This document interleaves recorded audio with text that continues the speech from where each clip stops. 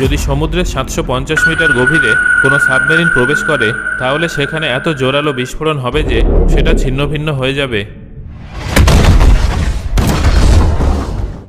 অন্যদিকে যদি একজন সাধারণ মানুষ অক্সিজেন সিলিন্ডার ছাড়া সমুদ্রের 1 কিলোমিটার গভীরে যায় তাহলে তার ফুসফুস ফেটে যাবে। এখনও পর্যন্ত সমুদ্রের সবথেকে গভীর যে জায়গাটা সন্ধান পাওয়া গেছে সেটা হলো চ্যালেঞ্জার দ্বীপ, যা প্রায় 11 কিলোমিটার গভীরে অবস্থিত। এখনও পর্যন্ত সেখানে 8 জন মানুষ গিয়েছেন এবং বেঁচে ফিরে এসেছেন। সমুদ্রের এত গভীরে যাওয়াটা কোনো প্রাণী বা মেশিনের পক্ষে আত্মঘাতী প্রমাণিত হতে পারে। মহাকাশ থেকে দেখলে আমাদের পৃথিবীর রং নীল মনে হয়। পৃথিবীর প্রায় 71% অংশ জুড়ে সমুদ্র ছড়িয়ে আছে, যেখানে উপস্থিত জলের কারণে পৃথিবীকে নীলগ্রহ বলা হয়। বন্ধুরা, আপনারা কি কখনো ভেবেছেন যে সমুদ্রের নিচে কি আছে? এখানে কিন্তু আমি আপনাদের সমুদ্রের ভিতরে উপস্থিত জিনিসের কথা বলছি না, বরং সমুদ্রের নিচে কি আছে সেই বিষয়ে কথা বলছি।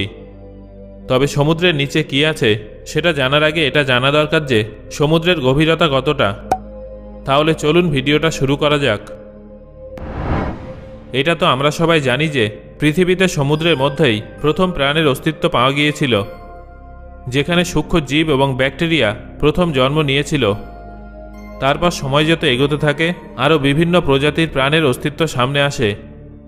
এই অবস্থায় এটা বলা ভুল হবে না যে পৃথিবীতে প্রাণ সৃষ্টির প্রধান তত্ত্বগুলোর মধ্যে অন্যতম হল সমুদ্র, যার ভেতরে লক্ষ লক্ষ কোটি কোটি প্রজাতির প্রাণী বাস করে। আজ পর্যন্ত মানুষ শুধুমাত্র সমুদ্রের 5% পর্যন্ত জানতে পেরেছে। এই অবস্থায় সমুদ্রের বাকি 95% অংশে কী আছে সেটা কেউ জানে না। তবে বিজ্ঞানীরা কিছুদিন পর পর সমুদ্রের ভেতরে বিভিন্ন জিনিসের সন্ধান চালানোর জন্য গবেষণা করে থাকেন, যার ফলে মানুষ কিছুটা হলেও সমুদ্রের গভীরে পৌঁছাতে সফল হয়েছে।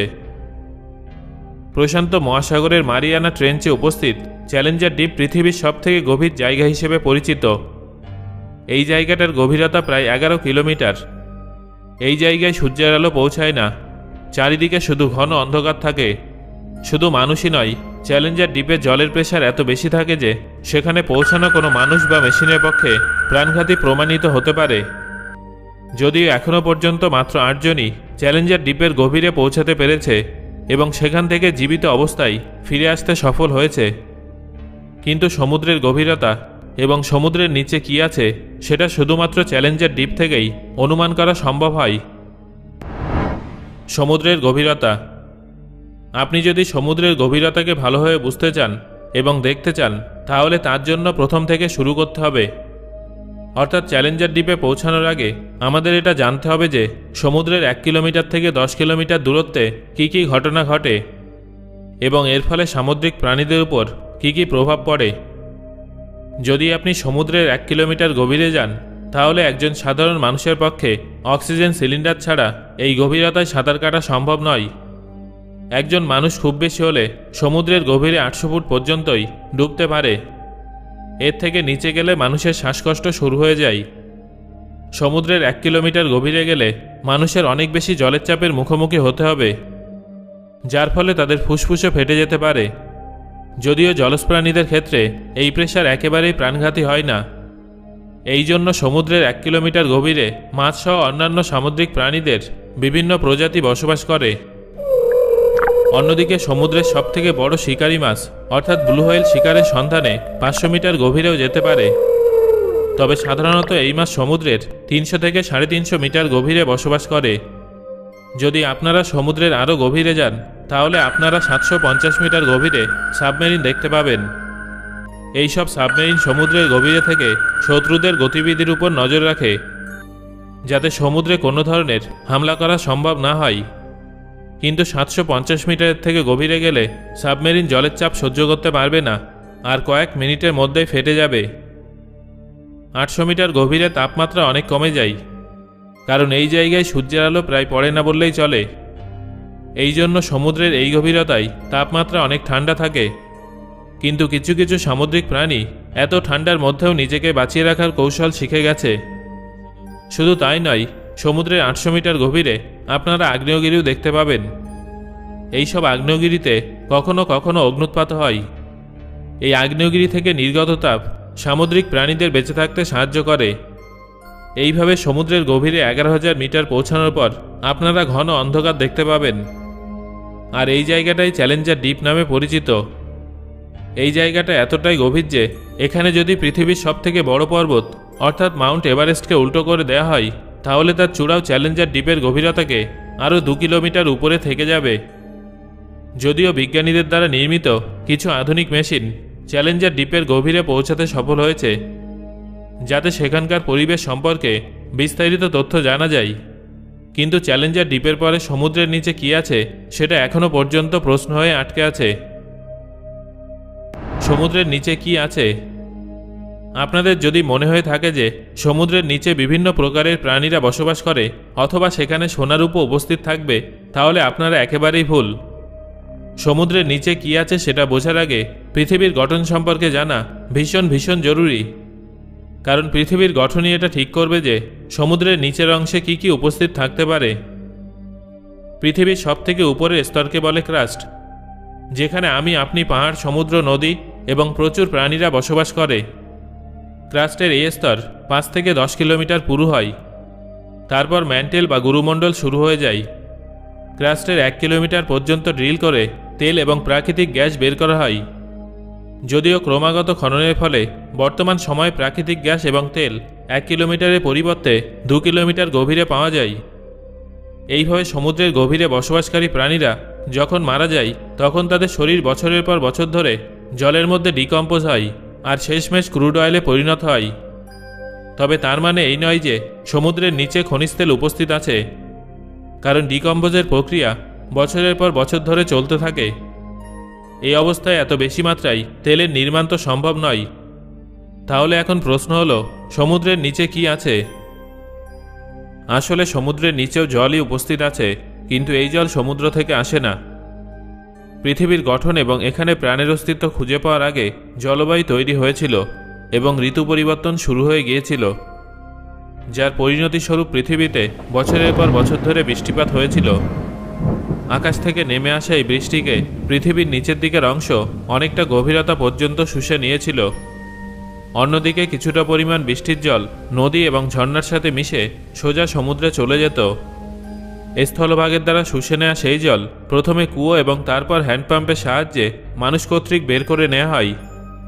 এখন বোরওয়েলের সাহায্যে মাটির গভীরে থাকা সেই জলকে বাইরে বের করে ব্যবহার করা হচ্ছে। যদিও পৃথিবীতে মানুষের ইতিহাস খুব বেশি পুরনো নয়, অন্যদিকে পৃথিবীতে কোটি কোটি বছর ধরে বৃষ্টি হয়ে থাকে। এই অবস্থায় একটা প্রশ্ন থেকেই যায় যে তাহলে এত বছর ধরে পৃথিবীর মাটিতে ঝরে পড়া জল কোথায় গেল? এটার উত্তর হলো সমুদ্রের নিচে। হ্যাঁ বন্ধুরা, আপনারা একদম সঠিক শুনেছেন।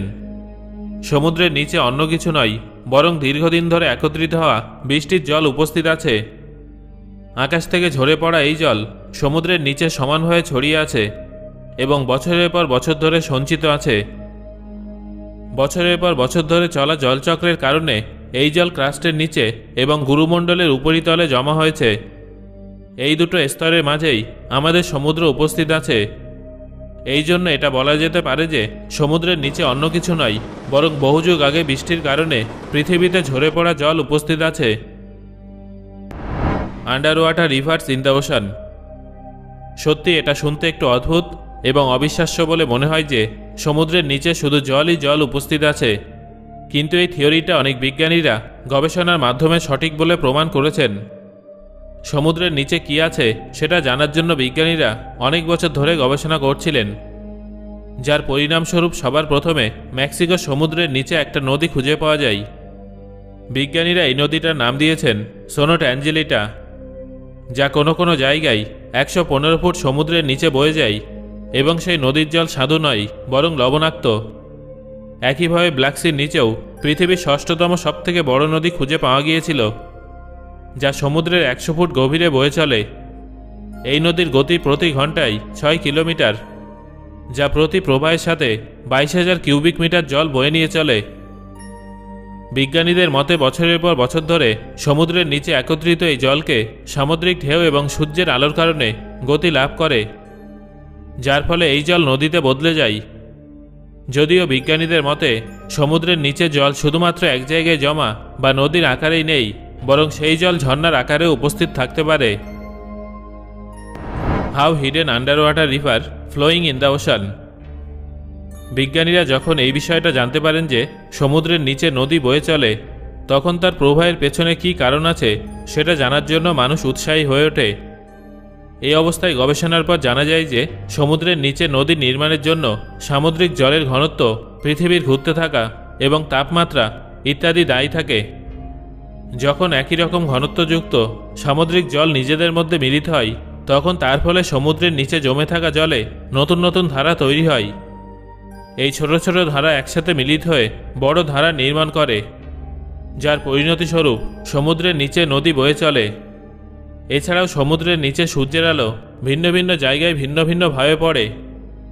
এই অবস্থায় সমুদ্রের কোনো অংশের জল অনেক ঠান্ডা হয়, আবার কোনো কোনো জায়গায় জল অনেক গরম হয়। সামুদ্রিক জলের তাপমাত্রায় এই ধরনের ভিন্নতার কারণে সমুদ্রের নিচে জমা জলে আলোড়ন তৈরি হয়। তারপর সমুদ্রের নিচে নদীর নির্মাণ হয়ে যায়। যদিও এই দুটো কারণের বিপরীতে সমুদ্রের নিচে স্রোতের নির্মাণের জন্য পৃথিবীর ঘূর্ণনকে সবথেকে বেশি দায়ী করা হয়। পৃথিবী ক্রমাগত নিজের অক্ষের উপরে আবর্তন করতে থাকে, যার ফলে জলে কম্পন এবং আলোড়ন হয়। এই আলোড়ন ছোট ছোট স্রোতে জন্ম দেয়, যার ফলে একটা বড় স্রোতের নির্মাণ হয় এবং পরিণামস্বরূপ সমুদ্রের নিচে নদী বইতে থাকে। সমুদ্রের নিচে নির্মিত সবথেকে বড় নদীকে গালফ স্ট্রিম বলে। এই স্রোত এত বড় যে যদি পৃথিবীর সমস্ত নদীর জল একসাথে মিলিয়ে দেয়া হয়, তখনও গালফ স্ট্রিমের আকার সবথেকে বড় থাকবে। এই স্রোতে বয়ে চলা জলকে মহাকাশে ঘুরতে থাকা স্যাটেলাইট থেকেও সহজেই দেখা যায়। এবার তো আপনারা নিশ্চয়ই বুঝতে পারছেন যে সমুদ্রের নিচে এবং মধ্যে কী আছে। সত্যি পৃথিবী সৃষ্টি থেকে শুরু করে তার গঠন এবং বাস্তবিক স্থিতি সবকিছুই ভীষণ রহস্যময়। আর বিজ্ঞানীরা এই রহস্যের সমাধানের জন্য ক্রমাগত প্রয়াস চালিয়ে যাচ্ছেন। সো বন্ধুরা, এবার আমাকে কমেন্ট করে জানান এই তথ্যগুলো কি আপনি আগে থেকে জানতেন? আর ভিডিওটা ভালো লাগলে একটা লাইক করুন এবং বন্ধুদের সাথে শেয়ার করুন।